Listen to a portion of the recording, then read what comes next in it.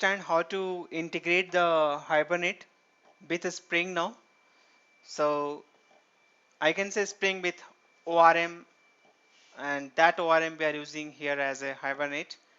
So we'll see what is Spring and Hibernate and what is the benefit of using Hibernate with Spring. So, and benefit to create your ORM DAOs, data access object, and how we can integrate this. Okay, so Spring and Hibernate.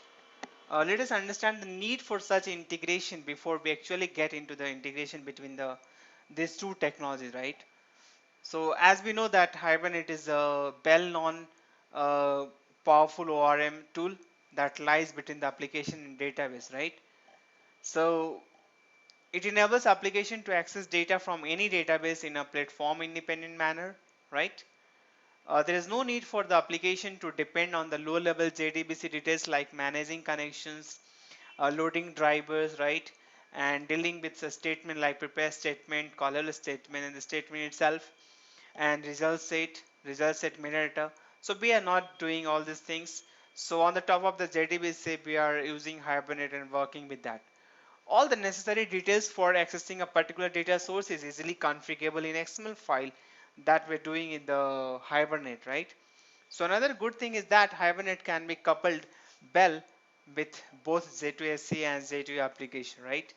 So next thing is what? One of the problem with using Hibernate is that the client application that access the database using Hibernate framework has to depend on the Hibernate API, right? So if we want to interact, we have to use configuration API, we have to use session factory, we have to use session transaction, right? So this kind of API dependency is there, right? These objects will continue to get scattered across the code throughout the application. Moreover, the application code has to manually maintain the manage these objects, right? So in the case of a Spring, the business object can be highly configurable with the help of IOC container. So there's a little difference will come here.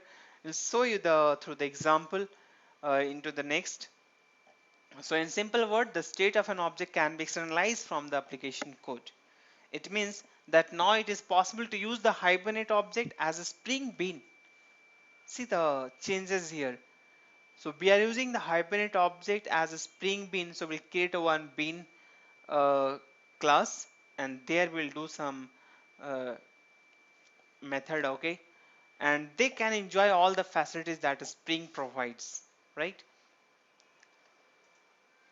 So all this resource management and all will come here. Okay,